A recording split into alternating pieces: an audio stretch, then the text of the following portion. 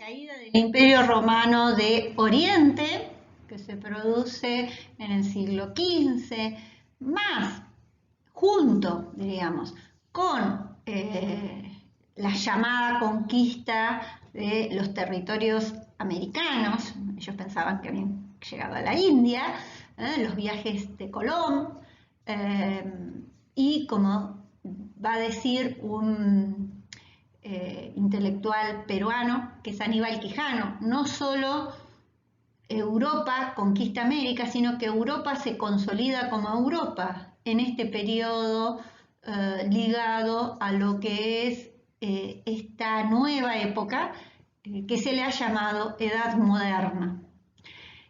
Esta época que se le ha llamado Edad Moderna a nivel histórico, hay que pensarla en lo que después a nivel filosófico vamos a hablar de la modernidad. Es decir, la edad moderna, desde esta visión de líneas temporales, iniciaría en el siglo XV, ya sea con la caída del Imperio Romano de Oriente o con el descubrimiento de América vamos a decir, con el descubrimiento de América, y concluiría en esta cuestión histórica con la Revolución Francesa hacia fines del siglo XVIII, ¿no? 1789. ¿Esto significa que la modernidad concluye en esa época? No, la modernidad tiene que ver con un modo de pensamiento, con una construcción con una concepción filosófica, si quisieran, con una concepción que excede a la edad moderna. Primer eje a tener en cuenta, es decir, yo hablo de edad moderna y de modernidad, estoy hablando no de cosas separadas, pero sí de, por un lado, era la antigua organización didáctica de las épocas históricas, sería la edad moderna. Por el otro lado, hablo de modernidad y cuando hablo de modernidad estoy hablando a ciertas maneras de ver el mundo, ciertas maneras de conformar el sujeto, ciertas maneras de definir qué es lo importante, de organizar el modo de ciertas cosmovisiones. Y esa cosmovisión no se concluye en el siglo a fines del XVIII, sino que para algunos autores concluiría hacia el siglo XX, filosóficamente para otros concluiría con las relecturas de los textos de Nietzsche y de Heidegger. Bueno, diríamos, el siglo XX podría considerarse para algunos con la aparición de estas nuevas tecnologías, en especial todo lo que es informática y nuevos dispositivos como los celulares. Bien, pero que empezaba a armarse en esta edad moderna. Y más allá de, bueno, un hecho importantísimo en lo que es la difusión, ¿no? Que es la imprenta de tipos móviles, ¿no? Que permite una difusión de ideas. Es decir, sin la llegada de la imprenta, los libros, ¿no? Como eran antiguamente, que requerían de un trabajo manual, no hubiera podido accederse a una mayor cantidad de textos, ¿no? Igualmente, no es que eran masivos los textos, porque también eso implica el tener que saber leerlos, ¿no? Pero sí tener la tecnología para esta difusión de las ideas. Por otro lado, bueno, estamos en medio de, quizás sería este cambio de época que quizás algún día se estudie como a partir de la pandemia del coronavirus, no sabemos qué va a pasar, pero sí podríamos pensar que estas pandemias, la rapidez que tuvo el coronavirus en la difusión nos habla de este nuevo mundo global. Bueno, hacia el 1348, ¿no? Hacia mediados del siglo XIV, se expande por Europa lo que es la peste bubónica, la famosa peste negra, que diezma a la sociedad y que justamente hace un resurgir de lo sagrado, un resurgir del pensamiento mágico, podríamos decir, ¿no? Y bueno, junto con guerras, que en donde las guerras, y eso lo vamos a tener hasta la Primera Guerra Mundial, se desarrollaban en los campos de batalla, no se desarrollaban en las ciudades, ¿no? Se podía sitiar la ciudad, pero el conflicto, el combate se daba cuerpo a cuerpo y en el campo de batalla. Y se va a producir en esta nueva época el surgimiento de lo que va a ser los estados nacionales.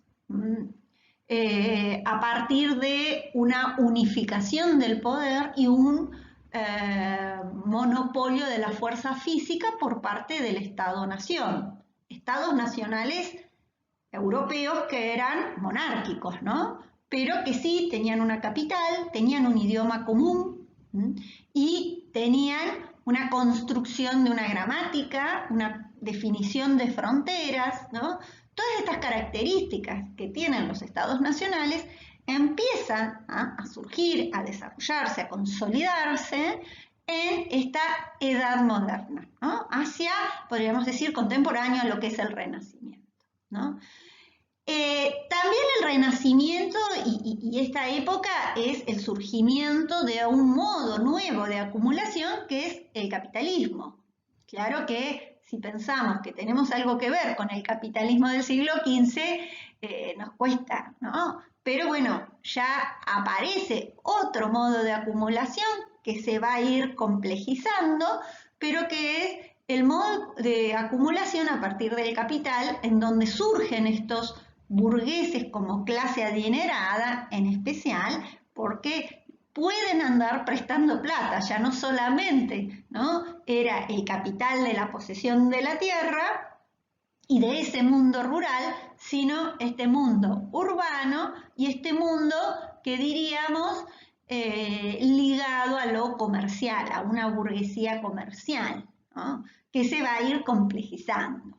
Una relectura del mundo antiguo, del mundo clásico, y una importancia en el cálculo, en la racionalización, en la búsqueda de un orden, en la búsqueda de una estructura, ¿no? Como, yo les dejo una imagen, esta presencia de un modo de representar el espacio que es a partir de la perspectiva. Un modo de ver dominante hasta la actualidad, ¿no? Y por el otro lado, si ustedes se fijan, las dos imágenes que les dejo son dos imágenes religiosas, ¿no? Es decir, la Iglesia no, porque si bien hay una tendencia a la racionalización, la Iglesia no pierde poderío, ¿no? Porque sigue siendo un factor de peso y de importancia y de legitimación del poder de los reyes incluso.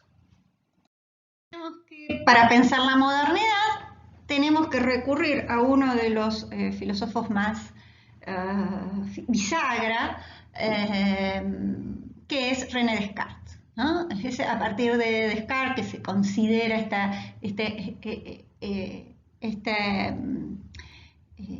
este pensar de distinta manera a la concepción de hombre, ¿no? Yo acá les comparto fragmentos de lo que fueron las meditaciones metafísicas, ¿no? René Descartes, un filósofo francés, no reniega de la existencia de Dios, sino que pero sí escribe un discurso del método en donde lo escribe en francés y está pensando, ¿no? Antes los textos académicos, diríamos, se escribían en latín, ¿no? El latín era la lengua franca y la lengua académica.